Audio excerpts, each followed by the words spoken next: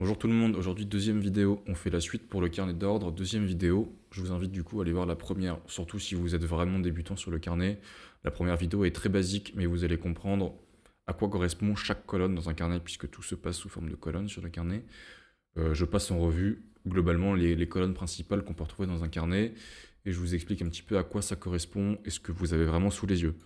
Aujourd'hui, on va voir un peu plus comment utiliser ces colonnes-là. On va pas non plus voir comment aller jusqu'à en déduire des trades, mais je vais du moins vous donner des pistes de réflexion pour approfondir un petit peu ce qu'on a vu dans la première vidéo.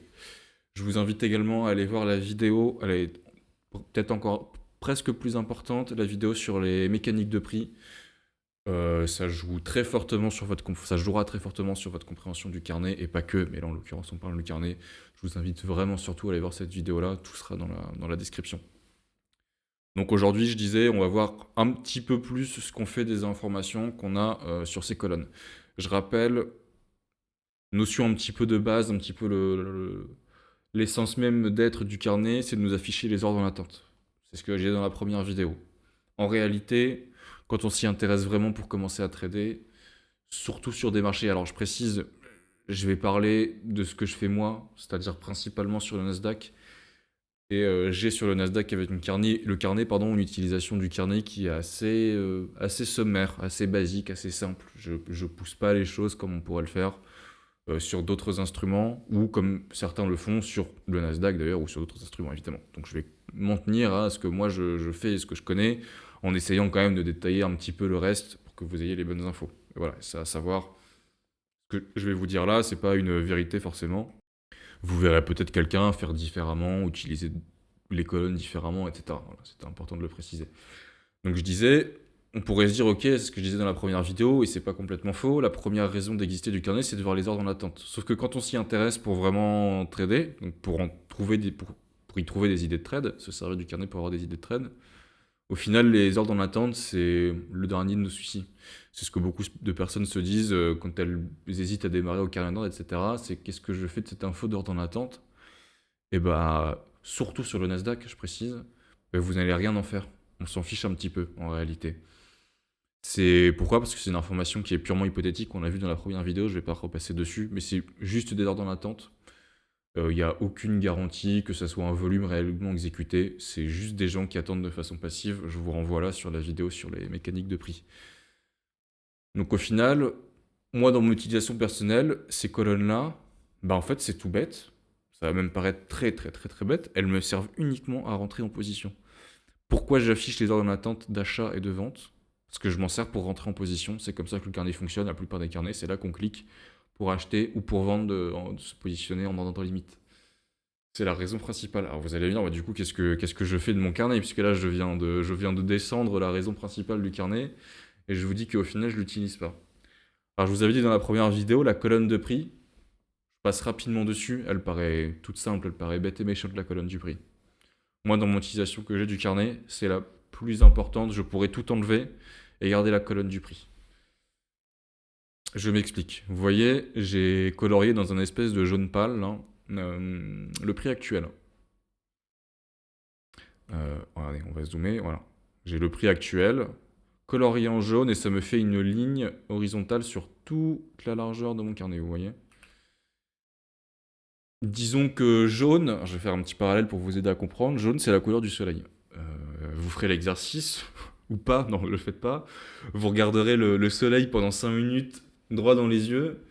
Pendant les 3 prochains jours, le soleil, vous allez le voir, même quand vous fermez les yeux, vous allez avoir l'image du soleil qui est imprimée. Voilà, ne faites pas ça évidemment.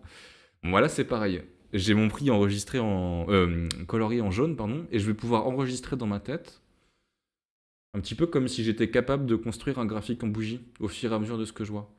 Alors là, au moment où je fais la vidéo, on est sur une approche de clôture de marché, ça bouge un petit peu moins. Mais ça va me permettre de retenir, quand le Nasdaq bouge plus vite, ça va me permettre de retenir, ah ok, là, à ce prix-là, je l'ai vu visuellement, c'est très visuel le carnet, c'est pour ça que c'est parfois difficile de l'expliquer, parce que c'est très visuel, très discrétionnaire. Ça va dépendre de l'analyse de la personne qui le regarde. C'est pas toujours facile de mettre noir sur blanc ce qu'il a expliqué. Mais c'est très visuel. Là, je vois. Ah, 17, on y a passé du temps. Attendez, là, on chute. Ok, ok. Là, je vois, c'est resté jaune pendant très longtemps à 14,50, 14,25, etc. Et j'imprime ça dans ma tête, je retiens. Si le reste de mes outils me disent que si éventuellement au carnet je vois un niveau ici, bah, je vais peut-être m'intéresser à rentrer. Ça va être une confirmation. On pourrait pourrait appliquer une logique de marché bête et méchante que vous connaissez tous. Regardez, on va parler de support et résistance. Vous connaissez tous les supports et les résistances. Je pense que c'est un des premiers concepts sur lesquels on peut tomber quand on s'intéresse au trading sur Internet, etc. Regardez, bêtement, je sais pas, on pourrait se dire, ah ouais, là, il y a un semblant de support. Euh, Hop, là, on s'est arrêté 2 fois, on est venu toucher 2 fois, il y a un semblant de résistance. Voilà, tout simplement. On peut vous faire un cours là-dessus, vous connaissez ça tous très bien, je pense, c'est assez basique. Maintenant, on prend ce concept, et le carnet, c'est quelque chose de très zoomé. Je l'avais dit dans la première vidéo, on a carrément une case pour chaque niveau de prix. On peut pas faire plus précis, hein. Je pourrais même zoomer encore un petit peu. Là, j'ai littéralement une case pour chaque tick. C'est un petit peu la même chose que suivre là où est mon prix actuellement, ici, sur un graphique en bougie. Sauf que là, c'est plus difficile. Ok, je vois que ça bouge un petit peu, ça s'arrête, mais à quel prix exactement? Quelle amplitude on a fait d'un arrêt à l'autre, d'une petite pause à l'autre sur le marché? Là, je le vois précisément. Et donc, je vais pouvoir me dire, ok, c'est super zoomé, mais c'est pas parce que c'est zoomé que je peux pas appliquer le concept que j'ai gardé en tête de support et de résistance. Moi, j'aime bien parler plutôt de micro-support, micro-résistance, tellement c'est zoomé. C'est souvent quelque chose à très court terme de. On n'est pas sur une résistance qui s'est construite sur un graphique journalier en daily, où ça fait un mois qu'on vient taper ce prix-là. Si c'est un support ou une résistance, peu importe. C'est pour ça que je parle souvent de micro-résistance, micro-support. Mais je peux très bien appliquer le même concept. De me dire, ok, bon là le marché bouge un petit peu moins, donc c'est moins nerveux, il y a moins cet effet de respiration de marché, où on va revenir tester plusieurs fois un niveau pour décider que oui ou non ce niveau est un support ou une résistance. Mais imaginons là 12,50, 12,25, 12, on y est venu pas mal. Si le marché est un peu plus nerveux, peut-être que ça fait 2 fois, 3 fois qu'on vient taper à 12, puis qu'on remonte un petit peu jusqu'à 14, 15. Bah là, dans ma tête, vu que j'ai ce truc en jaune qui vraiment m'imprime la rétine, c'est facile à retenir en fait. Avec un tout petit peu d'expérience, vous n'allez même pas réfléchir. Vous allez suivre des yeux cette petite case jaune et vous allez vous dire, ah ouais, ok, bon, voilà, j'ai même pas besoin de réfléchir, je sais que ça fait 3 fois qu'on vient. On vient de construire sous mes yeux un micro-support. Et il n'y a pas de notion d'avance ou de retard, je ne l'ai pas vu en avance par rapport à un graphique en bougie. Mais je l'ai vu de façon tellement plus visuelle que le temps d'analyser l'info, mon cerveau, lui, l'aura compris en avance. Même si sur les deux outils, l'info, elle se passe en temps réel, il y a pas un outil ou l'autre qui reçoit les infos de volume avant. Une fois que l'ordre est passé, que le marché bouge, ça bouge pareil ici, sur mon graphique en bougie, que sur mon carnet, évidemment. Mais l'info sur le carnet, pour en déduire ces micro-résistances, micro-supports, elle est présentée de façon tellement plus claire, tellement plus visuelle, avec des couleurs, il y a des cases. Mais mon cerveau, pour lui, ça va lui paraître qu'en fait, j'ai entre guillemets reçu l'information presque en avance. En tout cas, mon cerveau l'a compris bien plus tôt. Évidemment, pour ça que je dis, on va pas non plus pousser jusqu'à en déduire complètement l'idée de trade. Moi, je l'utilise en. Ce que vous entendez toujours en trading, mais c'est la vérité, c'est une confirmation. C'est un outil en plus du reste. Si, via mes autres outils, peu importe, un graphique, peu importe, j'estime que j'ai envie de commencer à placer un trade potentiellement et que je vois un micro-support se former à 12 environ, c'est ce que je disais comme exemple. Et ben ok, je vais peut-être pouvoir commencer à me positionner. Là où sur un graphique en bougie, même si je tradais sur des toutes petites intervalles de temps, en graphique 15 secondes, 30 secondes, ben, je l'aurais peut-être pas vu à temps. Et si je fais du scalping, que je vise en général des petites tailles de TP, donc je vise quelques points, voilà, quelques points, une petite dizaine, 3, 4, 5, 10 points maximum, il n'y a pas vraiment de règle, je dis 10 points maximum, il n'y a pas de règle, mais c'est pour donner un exemple. Bah, c'est micro-résistance, micro-support en l'occurrence, pardon, micro-support dans mon exemple. Bah, parfois, il n'y a pas besoin de plus en fait pour aller chercher, grappiller 4, 5, 6 points. Il n'y a pas besoin de plus. Ça paraît très maigre présenté comme ça, de se dire qu'avec une simple couleur sur une colonne de prix, je suis capable de déduire dans ma tête un peu une structure de marché qui est en train de se fermer et presque la voir en avance par rapport au graphique. Encore une fois, le concept de voir en avance est faux. C'est pour que ce soit plus facile à comprendre. On pourrait se dire, bah, c'est un petit peu maigre, mais alors ça va paraître bizarre, mais j'ai envie de vous dire, faut y croire, c'est à essayer.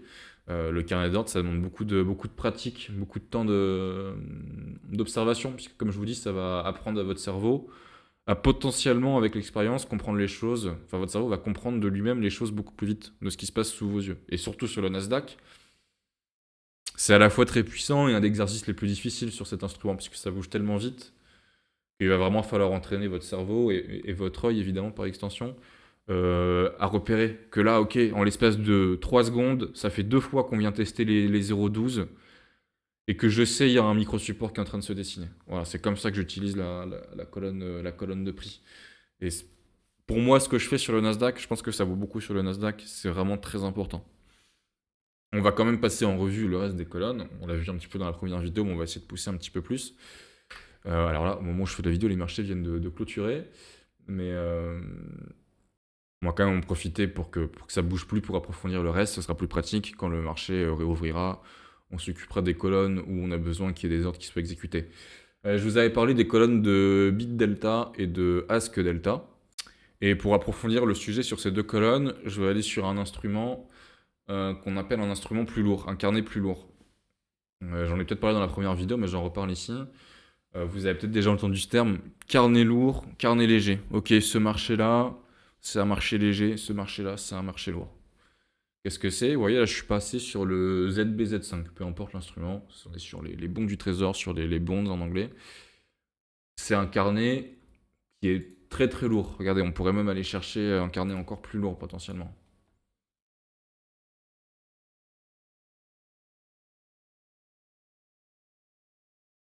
Si ça veut bien charger.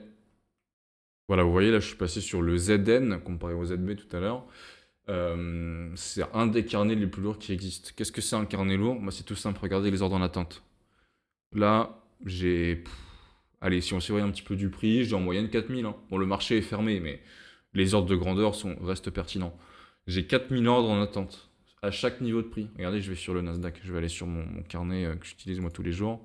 Regardez là, même avec le marché fermé, c'est à peu près les ordres de grandeur qu'on voit. Globalement, aux abords du prix, si on dépasse les 5, c'est le bout du monde. Si on va chercher un petit peu plus loin, on a du 10, 15, 20 ordres en attente, parfois un petit peu éloigné du prix. Vraiment, maximum, c'est le bout du monde. Là, regardez, on a 4000 ordres en attente. Là, la notion de lourd et de léger, elle est très facile à comprendre. Par contre, qu'est-ce que ça a comme impact, on va dire, comme influence? Ça veut dire que là, pourquoi est-ce qu'on utiliserait le terme lourd? Ça veut dire que pour faire bouger le marché, ne serait-ce que de, je sais pas, 4 ticks. Par exemple, sur le Nasdaq, 4 ticks, ça fait un point. Ça paraît rien du tout sur le Nasdaq, un mouvement de 4 ticks, un mouvement d'un point. C'est quasiment instantané quand on trade en session New York, par exemple. On s'en rend même pas compte qu'il y a 4 ticks qui viennent de se produire. Là, imaginez je suis sur le ZN, imaginez pour bouger le marché de 4 ticks. S'il y a 4000 ordres en attente par tick, il faut, il faut un effort, il faut fournir un effort qui est énorme. Il faut fournir un volume qui est énorme. C'est pour ça que, regardez, aujourd'hui, on est sur un range. Là, vous voyez, j'ai le range de la journée qui est dessiné entre, entre mon marqueur rouge, hop, en haut, mon marqueur bleu. Vous voyez, mon range, je pourrais même encore zoomer, il tient carrément sur mon écran. Si je vais sur mon carnet du Nasdaq, ça c'est impossible. Regardez, le range de la journée, il faudrait dézoomer. Regardez, on a un bas ici. Même dézoomer comme ça devient illisible. On a un haut ici. Voilà, vous voyez, c'est les proportions sont démesurées de l'un à l'autre. Et donc ça veut dire que, en gros, c'est un bateau qui est très très long à tourner. Là, on est sur un des carnets les plus lourds, c'est un bateau qui est très très long à tourner. Si je veux faire un reverse de marché, je veux passer d'un bas à un haut. Là, ça va demander des efforts qui sont énormes. Il faut poser un volume sur la table, il faut que des acteurs de marché énormes mettent un volume qui est démesuré sur la table.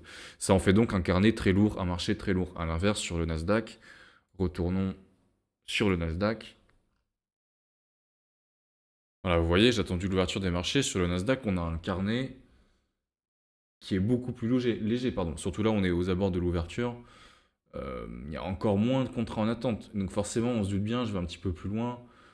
Ça bouge pas mal. Là, on voit, on a 2, 3, 4, 5 contrats en attente. Donc, contrairement aux bonds, si je veux faire bouger le marché, je donnais l'exemple de 4 ticks, je crois, un point sur le Nasdaq. Là, pour faire bouger le marché de 4 ticks, il faut que je vende entre 5 et 10 contrats maximum. Là où j'en avais 4000 par tick sur le ZN, par exemple. Donc cette notion de carnet lourd et léger, lourd ou léger, elle est très importante. Et donc je faisais ce parallèle qui était important pour revenir du coup aux détails des infos qu'on retrouve dans les colonnes, pardon pour la petite aparté, sur les colonnes bit delta, ask delta.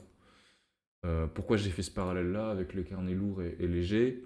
C'est que c'est une colonne que je trouve plus pertinente sur un carnet un poil plus lourd. Puisque je rappelle, cette colonne, elle me permet de voir si on est en train d'ajouter ou d'enlever des ordres en attente. Le truc, c'est que le carnet du Nasdaq est tellement léger, de savoir qu'il y en a 3 au lieu de 5 ou 1 au lieu de 3, je trouve l'information moins pertinente. Si on va sur un carnet plus lourd, je peux plus facilement repérer des choses qui me semblent anormales, entre guillemets. Me dire, ok, là on vient d'enlever quasiment 500 contrats d'un coup, on vient de rajouter 500 contrats d'un coup, etc., etc. On peut aussi, avoir recours à vous voyez, comment dire, il y a un seuil de mise à jour. Là, toutes les secondes, je pourrais me dire, ok, je suis sur un carnet un petit peu plus lent, je vais mettre 5 secondes par exemple, 5000 millisecondes. Voilà. Donc là, je lui laisse une période de 5 secondes pour mesurer si on est en train d'enlever ou d'ajouter des ordres.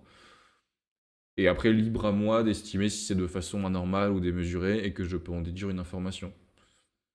Si je vois qu'on est en train de retirer beaucoup d'ordres à l'ASK, je me dis que sur un carnet lourd, ça va peut-être laisser passer plus facilement le marché à la hausse. Et je vais pouvoir le repérer. Je pourrais ne pas mettre cette colonne-là, mais je vais devoir retenir ce qu'il y a dans chaque case à l'ASK, par exemple, pour rester dans mon exemple, ça va être compliqué. Là, au moins, ça s'enregistre et j'ai un petit historique visuel de ce qui se passe. Voilà, moi, sur le Nasdaq, c'est une colonne que j'utilise moins, mais ça a le mérite d'exister. On va passer à la suite, le @bid et le @ask. D'ailleurs, cette colonne qui s'appelle bit delta, pardon, je termine là-dessus, bit delta, ask delta, ça s'appelle peut-être plus souvent les colonnes de pooling et stacking dans vos carnets sur d'autres logiciels. Voilà, pardon, passons au @bid et @ask qui lui s'appelle plus souvent inside print. Allez, on va changer d'actif, je vais aller sur l'IS pour parler d'inside print. Je vous invite à voir la vidéo sur les mécaniques de prix où on va aller très en détail sur ce qui se passe dans l'inside print. Mais si on parle que pour le carnet, c'est en gros l'historique, enfin l'historique. Je vois en direct les ordres marchés qui viennent de passer sur l'IS là par exemple. Un petit peu comme je pourrais le voir dans un time and sales. Je vous invite vraiment à voir la vidéo sur les mécaniques de prix. Vous allez mieux comprendre tout ça. Je passe plus en détail. Et donc je vois réellement les ordres qui s'exécutent au marché et donc qui vont donc rencontrer les ordres limites. Pour ne parler que du carnet du coup, puisque c'est le but de la vidéo, qu'est-ce que je pourrais en tirer comme info? Regardez là par exemple, c'est un concept parmi d'autres. J'ai une bonne dizaine en moyenne d'ordres en attente. Une dizaine, une quinzaine. Souvent l'inside print, on a une touche pour le remettre à zéro. Vous voyez, moi j'ai la touche espace. Vous m'entendez appuyer dessus. Je vais remettre les infos à zéro. Je vais pouvoir repartir sur un tableau blanc. Et alors, regardez, on va suivre un petit peu ce qui se passe sur le prix. On est à l'ouverture, hein. Il est minuit, donc on est sur un marché un petit peu plus lent. Voilà, vous voyez, bon, là on a exécuté 17. 21, ouais, c'est à peu près dans la norme de ce qu'on est en attente. Pour le moment, j'ai pas de lecture. Un petit peu comme pour le bit delta, ask delta, j'ai envie de voir des choses anormales. J'ai envie de voir des choses démesurées pour en déduire une info. Vous voyez, pour le moment, bon, 20 ici à la vente, on avait 23 ici à l'achat, ça s'est remis à 0. C'est dans les ordres de grandeur des ordres qui sont en attente. Donc pas de phénomène qui me paraît étrange. On va continuer de suivre un petit peu. Hop, regardez là, on arrive sur les bas de marché. Regardez, j'avais mis en pause la vidéo. Là, on a exécuté 47. Et le prix est encore en train de bloquer. Alors je sais pas si l'exemple sera pertinent, c'est un peu difficile de trouver en direct, mais regardez, 47, ça comment. Ah oui, il y a eu un gros balayage là, 51. Et on n'arrive pas pour le moment à aller beaucoup plus loin.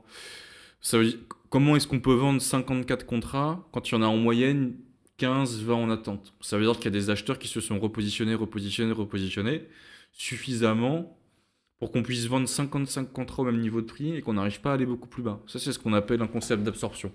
Mon exemple n'est pas parfait, on est la nuit. J'aimerais voir quelque chose de plus disproportionné. J'aimerais voir une absorption qui est plus grosse.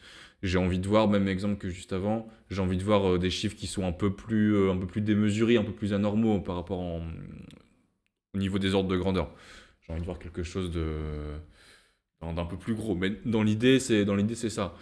Ou autre lecture possible, éventuellement, vous voyez, j'ai pas supprimé l'historique, pour le moment, j'ai pas appuyé sur espace. Vous voyez, de cette zone-là, disons de ici, 83-25, jusque, on descend un petit peu, 80-75, vous voyez, j'ai eu très peu de... Les dernières exécutions ont été très légères. Il y a même des trous. Il y a même des trous où on est passé à travers.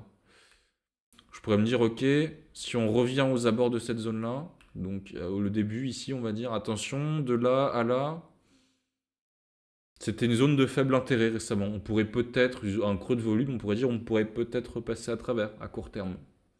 Pourquoi pas? Ça, c'est la lecture qu'on peut avoir de l'inside print. On pourrait même avoir un deuxième carnet où on ne reset pas l'inside print et un carnet principal où on reset en permanence. Moi, c'est avec la barre espace, comme je disais, pour le mettre à jour et voir en direct ce qui se passe. Et avoir un carnet sur le côté pour avoir un petit historique, pour avoir un petit peu cette lecture différente que je vous disais. Voilà pour cet exemple, exemple de lecture qu'on peut en avoir avec notamment l'absorption, par exemple. Donc pour conclure, moi comme je vous dis sur le Nasdaq, j'utilise surtout la colonne de prix au final, c'est celle que je trouve la plus pertinente. Ce qui va être plus order flow, on va dire volume, je l'utilise un peu moins sur le Nasdaq parce que je trouve ça plus confus sur le carnet. À la limite, si je veux ces infos de volume, je vais plutôt aller sur le footprint. C'est organisé de façon un peu plus digeste pour le Nasdaq. Sur un instrument un poil plus lourd comme l'IS par exemple, ça serait pour moi en tout cas, j'arriverais à l'utiliser de façon beaucoup plus pertinente, ces colonnes d'inside print notamment. Voilà pour le petit exemple. Ça a le mérite d'être expliqué quand même, même si j'utilise un petit peu moins. Si ça peut vous donner des pistes de réflexion, n'hésitez pas. C'est des informations qui sont tout autant pertinentes que ce que moi j'utilise sur le Nasdaq au quotidien. C'est juste que moi, ça fait beaucoup d'informations. J'ai fait un choix. J'ai choisi de ne pas y prêter attention sur le Nasdaq. Mais ça reste une des infos clés du carnet, hein. D'ailleurs, peut-être certains estimeront que c'est même une meilleure information que ce que moi j'utilise, évidemment. Chacun l'utilise à sa façon. Le carnet est un outil très libre, très, très discrétionnaire. C'est à l'expérience et à la pratique de chacun. Donc pour conclure, pour ce qui touche au carnet, globalement, les informations principales, mes colonnes d'ordre en attente, ma colonne de prix, mes colonnes pour voir si on enlève beaucoup ou qu'on ajoute beaucoup d'ordre en attente, que ce soit à l'achat ou à la vente, au bid ou à l'ask, et mes deux colonnes d'exécution réelle, d'exécution market, qui viennent frapper les ordres limites en attente, au bid ou à l'ask. Je ne veux pas parler du volume profile comme j'ai dit dans la vidéo. On voit souvent le volume profile adossé au carnet, mais ça reste un outil à part entière. Donc il lui faudrait une vidéo spéciale qui soit adossée ou non au carnet ou à un graphique en bougie, peu importe, c'est le même outil. C'est juste qu'on le voit souvent assez souvent adossé au carnet, mais on va pas en parler dans cette vidéo, ça serait trop compliqué. Voilà, n'hésitez pas à aller voir la première vidéo s'il y avait des incompréhensions, et n'hésitez pas à aller voir la vidéo, je la mettrai tout en description, sur les mécaniques de prix. Vous allez encore mieux comprendre. N'hésitez pas à faire la balance d'une vidéo à l'autre, faire le switch d'une vidéo à l'autre. Vous allez mieux comprendre ce qui est dit dans celle-ci, ou avec celle-ci, mieux comprendre ce qui est dit dans l'autre. Il y a des informations qui se recoupent et qui sont très complémentaires. Je pense qu'avec ces deux vidéos-là, vous allez pouvoir choper pas mal d'informations. Voilà. Si j'ai fait des erreurs ou vous avez des questions, n'hésitez pas en commentaire ou sur le Discord en description.